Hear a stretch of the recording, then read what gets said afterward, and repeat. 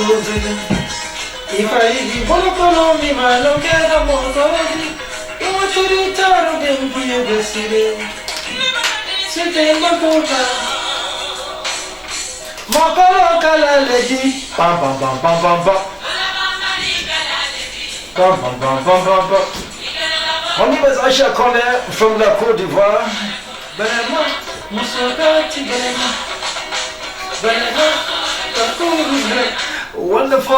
This is one of my all-time favorites. Well, since Monday morning, we've dedicated this platform to Pan-Africanism, talking about this great continent, the struggle that our forefathers had to undertake to bring political emancipation to the black continent from imperialist colonialists.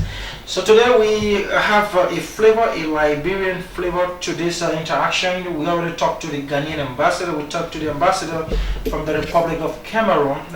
But now we have Dr. Elwood Dunn, a professor, and of course he works with the Constitution Review Committee. We've called him here this morning to talk about Liberia's role in the formation of the Organization of African Unity, the Casablanca, the Moravian Bloc, and other issues concerning the Organization of African Unity in Africa at large. Dr. Dunn, it's my pleasure to have you on the show again. Thank you for coming. Thank you, Melody. It's a pleasure to be here. So how's the morning? How's your health? Coming along just fine, thank you. Yeah, we pray for long life to be around so that you can at least give us some information about the past. I appreciate it. Okay, we're talking about celebrating May 25th, as you already in 1963, the Organization of African Unity was formed. So we're giving a Liberian flavor. I know you are well situated to talk about this. So I just want you to give me small background about our country's role and the formation of the OEU and the rest of them. Okay, well, once we were in the midst of decolonization in the post-war period, the question of organizing the new states of Africa arose. Liberia was not necessarily the one that took the first set of initiatives, but Liberia became a part of this quickly. And the reason I'm saying this is that it was the Ghanaian President Kwame Nkrumah who called the first conference of independent African states in April of 1958. He followed that by a second conference in Accra, and that was called the All Africa People's Conference, also in 1958. So you see, Ghana is taking the initiative in trying to get Africa organized. The first conference was the Conference of Governments. The second conference was a conference of people's organization, liberation movement, and so forth and so on. Liberia was present at both, and Liberia sensed what was about to happen and decided it had a role to play, it had a view to sort of convey to what was going on in Africa at that point in time. It quickly became clear that what Nkrumah wanted was to quickly bring the states of Africa together in a kind of political union. Tubman, on the other hand, was a little leery about that, was a little reluctant, understanding that the states of Africa did not know one another very well. We spoke French, some of us, we spoke English, we spoke Portuguese, and the thinking on Tubman's part was, let us create a loose association, and after we come to know one another, after we begin cooperation along economic, social lines, then we can consider the idea of political unification. So we moved from 1958, the All Africa People's Conference, and Tubman decides, shortly after Guinea became independent in that same year, October I believe it was, Tubman decided to invite Sékou Touré of Guinea and Kwame Nkrumah to Saniquile in 1959. And it was at that Saniquile conference that it became clear that there would be sort of two approaches. One approach was the Nkrumah approach of immediate unification or union of the countries of Africa that were already independent, and Tubman's approach, which was one of a loose association of states, almost similar to the OAU that came into existence subsequently, or similar to the United Nations, where everybody retains its sovereignty but find ways of cooperating. So this is 1959. the Saniquale conference takes place, where Toure, Tubman, and Nkrumah came together to talk about the future of Africa. We move from 1958, and what follows then begins a kind of political jogging by these two camps, so to speak. So a conference takes place in Casablanca in Morocco, probably around the early part of 1960, 61, around that time. And that Casablanca conference is in fact a meeting of quote-unquote the African radicals led by Nkrumah, okay? 1961, the Casablanca conference. Tubman begins to consult with his colleagues in Africa. He understands that Nigeria, that conference, I think I should bring it back to 1960, the Casablanca conference. Tubman understands that if he gets the majority of the states on his side, then his approach is likely to be the one that will prevail. So he looks at Nigeria, the most populous state in Africa.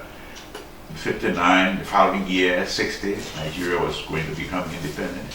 He consulted with Cameroon, and in the end, Tubman succeeded in bringing here to Monrovia the majority of, perhaps all, with a few exceptions, all of the states of Africa that were independent at that point in time. This is in 1961 here in Monrovia, where we had the Monrovia Conference. The only countries that did not come, as I recall, were Toure of Guinea and Nkrumah did not come. Well, Nkrumah did not come, they found excuses not to come, in effect. They found excuses. I recall the excuse that came from Nkrumah, from Sekou Toure rather, was that there was not sufficient consultation, and therefore he found it inopportune to attend the conference. But at the point at which he was making that excuse, probably 20, 21 African states leaders were already on Liberian soil about to hold the conference. So the Monrovia conference proceeded in, I think it was around May of 19... I think here Nkrumah won the same side. Who won? That's Toure. Exactly, that's the point. That's the Casablanca Club. Exactly, Casablanca Club. So the Monrovia Conference, if I may just say a few words about that, was perhaps the most successful at that point in time in terms of the number of African countries that came to it, but also in terms of the outcome. What was the outcome of the Monrovia Conference?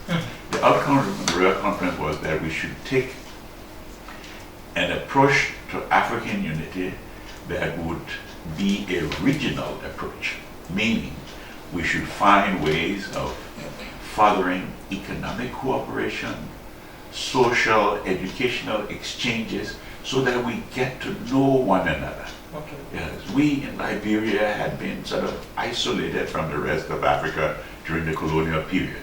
You know, you had Anglophone Africa, you had Francophone Africa, and I don't know if we were Americophone Africa, whatever it was. The idea at this point in time is, let's get to know one another, and once we get to know one another and further more and more exchanges among us, then we can sit at the table and talk about the question. I think that's the history of the regional blocks that we have now. Precisely. And those regional blocks are very important because they are critical. I mean, take ECOWAS, for example. Liberia is behind the creation of ECOWAS. Liberia is behind the creation of the Mano River Union. Liberia is behind the creation of a lot of these regional organizations. Someone was telling me the other day that he went to the website and learned, the website for ECOWAS, and learned of the role of Tubman in the creation of ECOWAS. Well, that's no news. It's clear that the ECOWAS would not have been there, but for the push that came from Liberia for the creation of regional blocks as a way of saying, let's take our time in trying to create this United States of Africa. Because that was Nkrumah's dream, create a United States of Africa. He was saying, there are 9 of us independent at this time.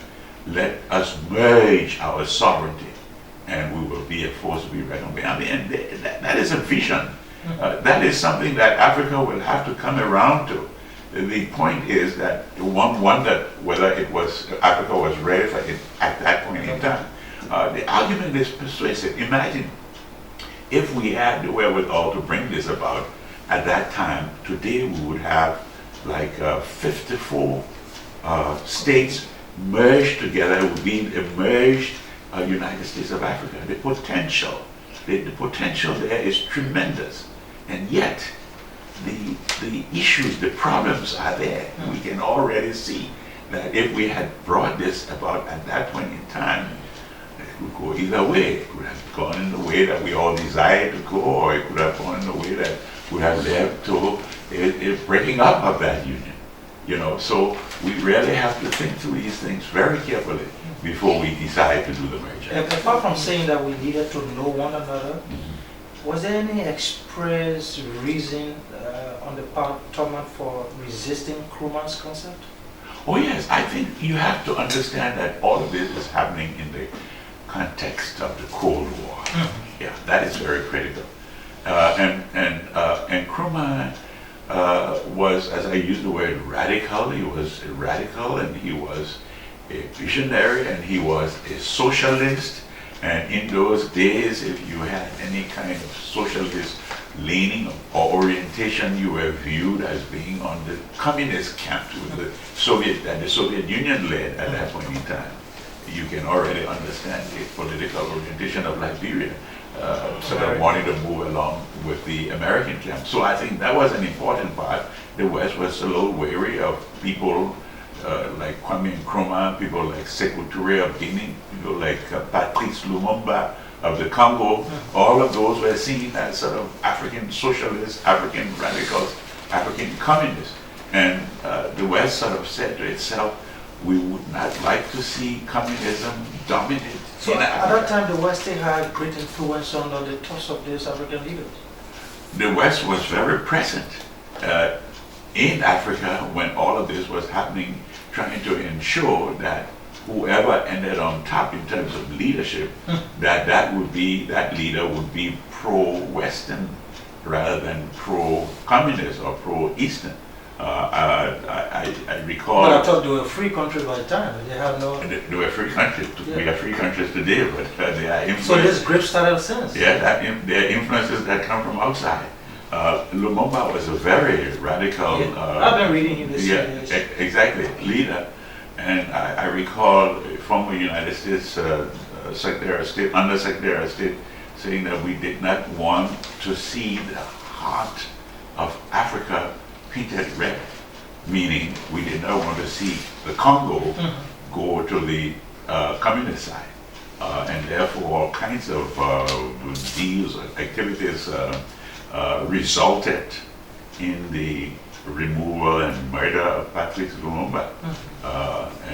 Less than 6 months after his... Precisely. And those who came to power eventually, a man called Mobutu, we saw where he leaned.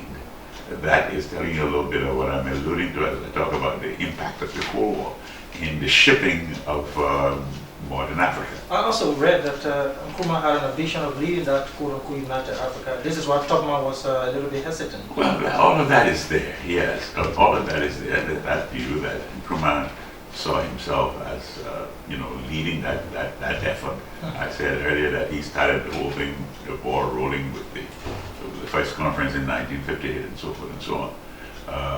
And Tubman, on the other hand, was determined to ensure that this would not happen. But Tubman was very smart. He said he couldn't do this all by himself. And so he got the majority on his side.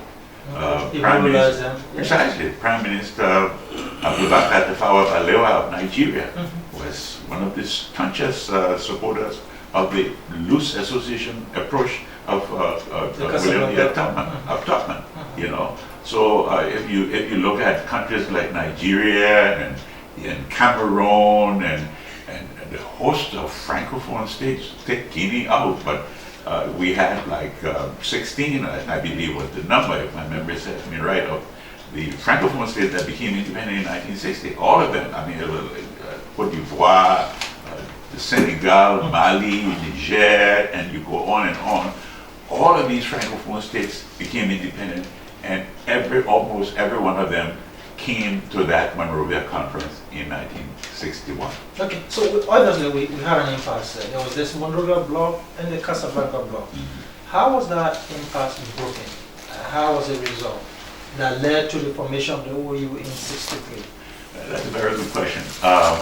I would say that impasse was broken when we had first a series of diplomatic efforts to bring the two sides together. I should mention the name of Emperor Haile Selassie because he played a very important part in this as well.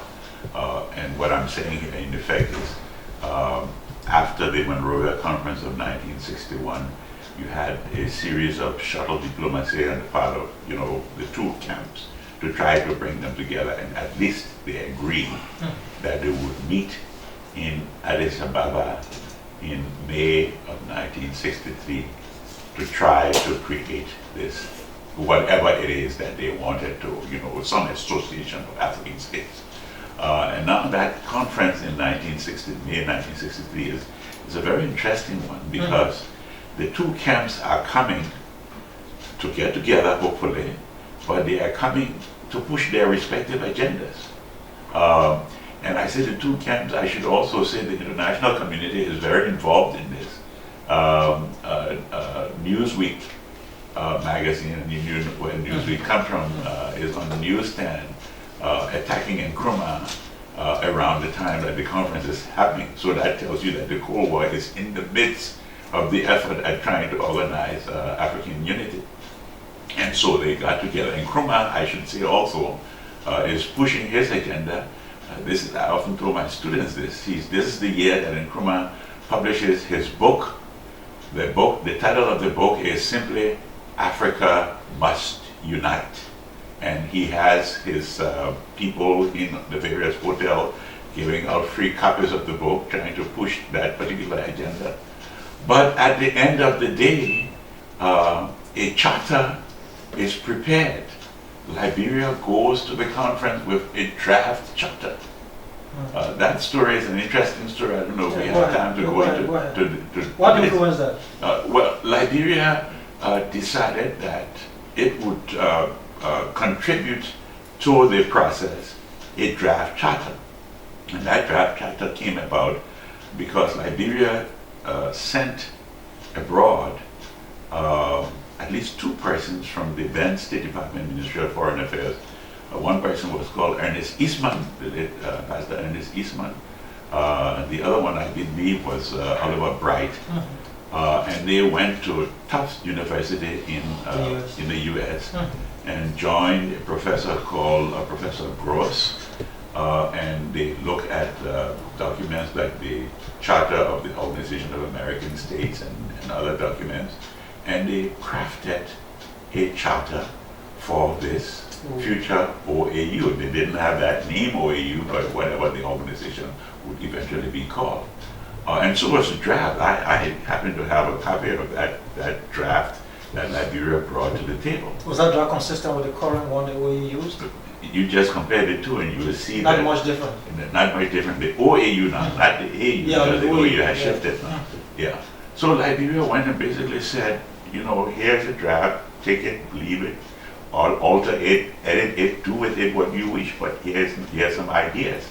And I think it will be very interesting for students of politics and students of history to take that Liberian draft and compare it to the final charter of the organization. So one can say that Liberia already had an idea of what they wanted? Very clearly. And you can smartly also say that perhaps the West, specifically America, influenced Liberia's position. I think it's fair to put it that way as well. Yeah, but well, you think that was a fair approach? It was a fair approach. We're in the midst of the Cold War. I keep saying that. And we're in the midst of the Cold War, and so we're pushing the agenda of. In some respects, maybe the future of Africa would have been a little different if we had not been organized, or the majority of states had not come to independence during that period. Because I'm saying that the shaping of the future of Africa was, to a very great extent, affected by the reality of the Cold War. So we can simply say that the Nkrumah camp was defeated. What was his reaction after his theory of a united Africa could not pass through and Tubman's concept was bought? Well, was he a little bit fearful? Well, in the short run, he accepted the fact that the majority did not go along with his perception, his view. He accepted it? In the short run. But I think that he had ideas in the long run for trying to circumvent all of this. And there are those who claim that when he hosted or was planning to host the conference of the OAU in Ghana in 1965, his intention was to carry on activities that would, in effect, help to push his agenda, in spite of the fact that he had not succeeded in doing this in Addis Ababa. Does it come back? Yeah, his colleagues claimed that he was carrying out subversive activities against some of them. Okay. President Houphouët-Boigny of the Ivory Coast said that, for example, and Tubman said that at one point as well. Okay. I think that's the history of the animosity between the Côte d'Ivoire and Ghana at some point. I think so. I think that is clearly part of it. It's clearly part of it. But Nkrumah never gave up to the point of his overthrow in 1966. He was still convinced that his vision was such that that vision would prevail in the end. That is the vision of the United States of Africa. Find that book sometime when you can, Africa Must Unite.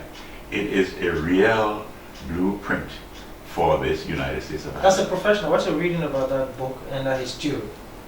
Well, I think it is all together, and it points us to where he wanted Africa to go. The problem with it was the context of the times. And the context of the times is the context of the Cold War. I'm thinking about what happened to Lumumba. For that matter, I'm also thinking about what happened to Nkrumah. Nkrumah is brought down in 1966. Fled to Guinea. And what brings him down? Yes, there are always internal circumstances, but you cannot rule out the external influences. So what I'm saying, in other words, is the vision is still there for Africa. It's a challenge for Africa. Africa has to find the right environment to bring that about. When I say the right environment, it's the right environment on the continent and the right environment globally. I think the situation globally would be conducive to that. Okay, but, and I think the problem here in Africa is, I think, a leadership problem. I think we need leaders with vision who can take that idea and sell it. I will have come to that. What's the problem of Africa? But my own reading, I think it would have made a lot of sense if we had adopted Nkrumah's idea at the time. But now we have solved all of the problems that Tubman envisioned at the time. Don't you think so? That we have solved. Because we are now coming to what Nkrumah was talking about. Gradually, we're going towards a united Africa with the creation of the blocks. The AU is now in place. We're thinking about monetary unity. We're thinking about political unity. So eventually, we are leading towards Nkrumah's idea of a united Africa. I fully agree, and we have also been following Tubman's regionalist approach to union. Because we have... So the mechanism was the problem. Precisely. We've created very strong regional bodies. We have one in West Africa, we have one in East Africa, Central Africa, Southern Africa, and so forth and so on. And as you just saying, monetary union, we're working on all of these things. So Tubman has always been saying, do those things first, and then you can put a cap on this, and the cap on that would be the union government idea. So we are moving in that direction, except that we haven't yet seen our path clearly in that direction. When I say our path clearly, that is a leader or leaders that articulate that vision. Why do we want to do this, and are we prepared as an African people to bring about a union of the 54 states of Africa? Look at the African Union as it stands today. Are there problems? Clearly there are problems. and what are the problems and what is being done in order to overcome those problems. Who is leading? You cannot have all 54 leading at the same time. You need one or two with clear vision and a will, political will, to see that vision through. And I think that is what is happening. You know, I must say this, when you read historical accounts about Africa, you see Liberia is always prominent.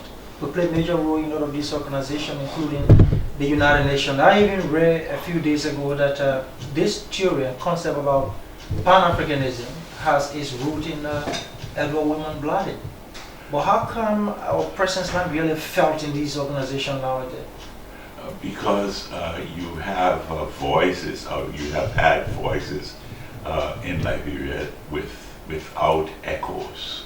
And when I say voices without echoes, they are almost like lone voices that the rest of the society does not rally around. I think Blyden was clearly one of those very lone voices. He was considered an eccentric, you know, a sort of strange person with strange ideas, and the rest of the society did not relate to that. In the case of Tubman and the whole creation of the OAU, I think the responsibility for that is on the generation that followed Tubman, including the present generation. That is, people have not taken the initiative to make known what it is that Liberia has done, to make that known to the outside world, but even more importantly, to make that known to Liberians themselves, because Liberians themselves don't quite understand the role that Liberia played in the creation of this regional, this continental organization called the OAU, called the African Union. I think that is, to some extent, a failure of our education system. And I think we have to say that. Dad, you just mentioned leadership as an issue for Africa. You want to expand upon that? How can we answer this question of leadership deficiency on the continent, then and now? Well, particularly now, who are the people speaking for Africa? We hear African leaders go to meetings of the AU, the UN, and all kinds of other international... You see that they're distorted in their presentation. Regional organizations. But I have yet to see leaders with visions similar to Nkrumah's, for example. Leaders who are willing to do what you and I have just been talking about, to assemble the efforts that have been made so far in terms of the regional organizations, to basically say, now we have created all of these regional bodies. Is it not time for us to really sit and figure out how to take them to the next level? I'm remembering the late Muammar Gaddafi attempted to do something along those lines. Yeah, with his self-declaration. Precisely. But there you have a credibility issue. And I say credibility issue because I don't think that you can, in a focused way, put Libya in the center of creating, of organizing these things. It's a little problematic, not to talk about his own political and other kinds of orientation. We need a leader with vision, but with credibility as well, to stand up and articulate an agenda, and then bring on board. And this is one of the things that Nkrumah lacked. You cannot just be a leader with a vision and articulate it. You must have the ability to bring on board your colleagues. To that extent, success can rallying force. Precisely.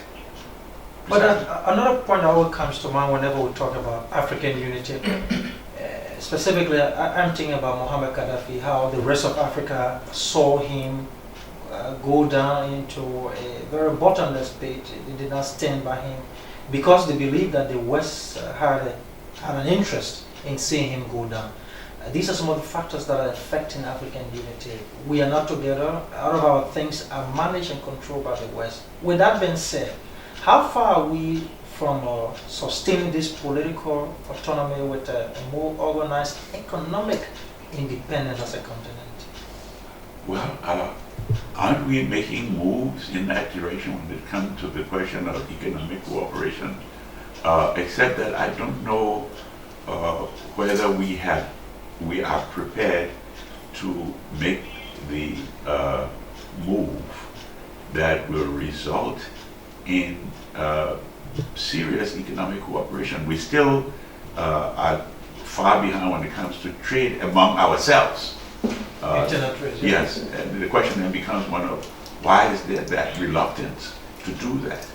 I think the orientation is one of the major problems. And when I say the orientation, we still seem to be, and this is 50 years after independence for the most part, we still seem to be to be interested in maintaining the old networks, that is Francophone Africa in the direction of France, and Anglophone Africa in the direction of Britain.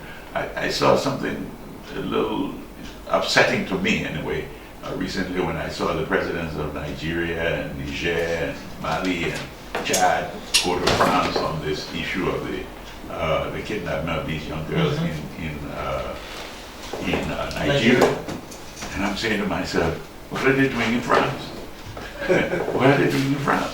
It seems to me not 5 or 4 of them should be coming together, but all of them should be getting together at the headquarters of the African Unit. Perhaps the West too has interest in seeing Africa remain economically dependent.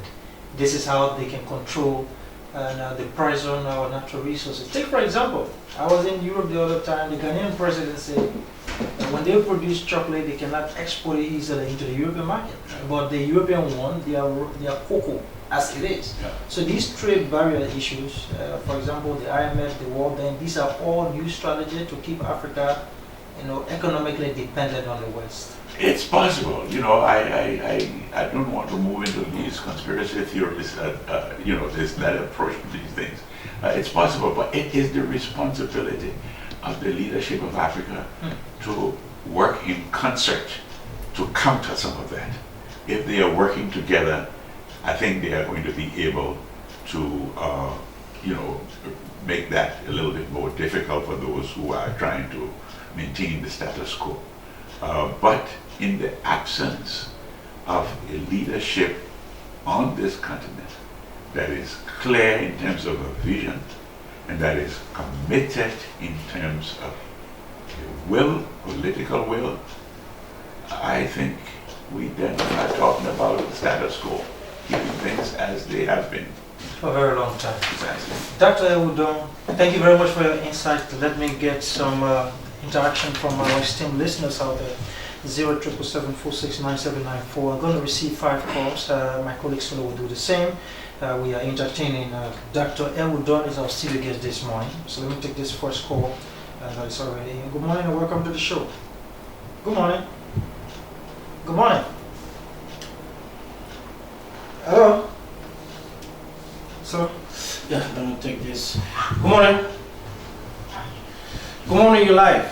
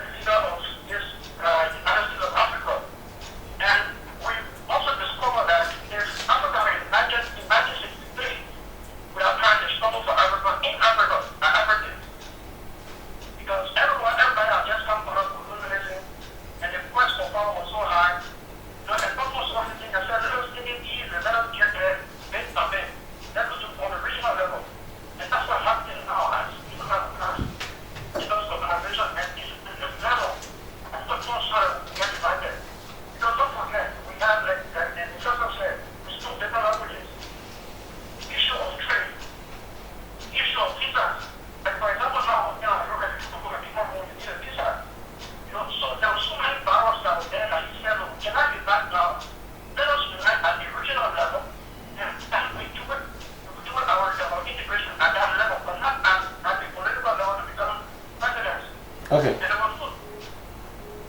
Hello? Hello? I think it's concluded. Okay. Good morning. Good morning. Go ahead.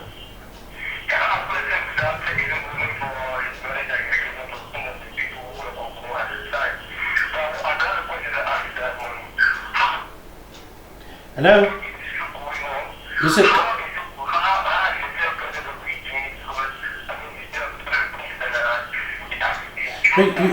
You have a come again with your question. Hello?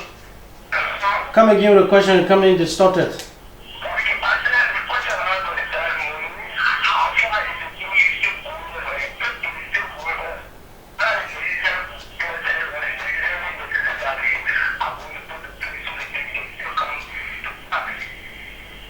Okay, I didn't get him, but so let me take a... Go ahead.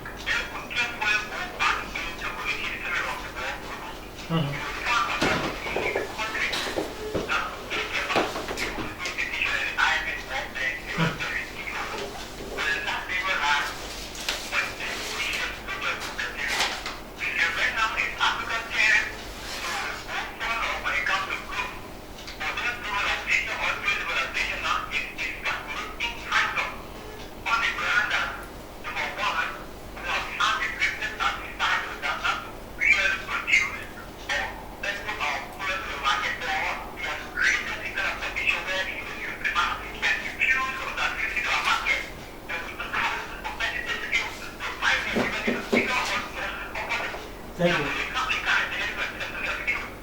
Thank you.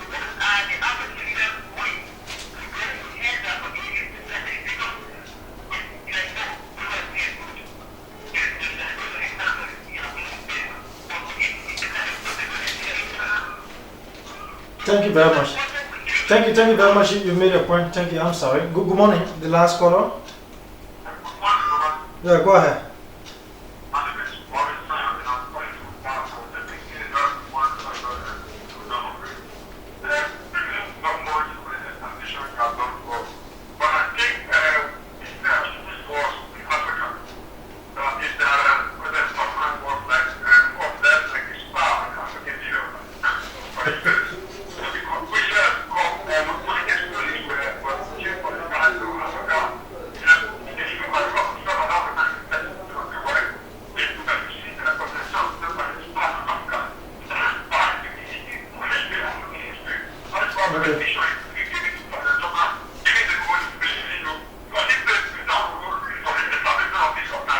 Thank you. Thank you very much. Okay, I think we can leave it there. Dan, you listen to our callers. I want you to give a response to some of the comments they made. Yes, well, I heard you say something about Tubman was a spy. Well, I mean, there's a sense in which one could probably say that. I mean, I wouldn't use the word spy, but clearly there was a coming together of Tubman's worldview and the worldview of the West. This is who Tubman was. He believed he was on that side and not on the other side, and was determined to the extent that he could not to ensure that Nkrumah would prevail in all of this. Now you were acting on behalf of the West. He was in close conversation. I mean, we have all kinds of documentary evidence that Tubman was communicating very closely with American presidents and other American leaders all during that period. And so they were in support of his views. But I think one has to also step back and see the logic in what Tubman was saying. That is this gradual approach to African unity. And I think we see the evidence of that today, in the sense that these are useful organizations and they are probably going to take us along that path. And at no time did Tubman say that he did not want to see United States of Africa come about. He was saying it was premature in the 1960s to talk about that. I think the other thing I'd like to say is that the approach that we are taking today is, I call what I would call a piecemeal approach. What I mean by a piecemeal approach is that we are sort of preoccupied with the regional organizations and the sub-regional organizations. We have not allowed ourselves the vision to think beyond these organizations, or the vision to think beyond what the AU is itself doing. You know, we put up a peacekeeping force here, there, and here and there, and we try to address crises in Southern Sudan and crises here and crises there. But no one is there to look at the continent as a whole. Where is the continent coming from? Where is it today? Where do we wish to see it tomorrow? That is what vision is all about. You have to plan, you know, and sort of say, what would you like to see it like? Create scenarios, you know. What would you like to see it like 20 years from now, 25 years from now, 50 years from now? And then you begin to chart a path that will take you to where you want to go. I agree. That is what I think is missing as president. Precisely. Wonderful, Dr. Elwood Dunn. Thank you very much for being with us this morning. And like we say, giving the new years some wisdom. I have been Mama D, and we want to say a big thank you to our studio guests for stopping by and talk about Liberia's role in the organization of application.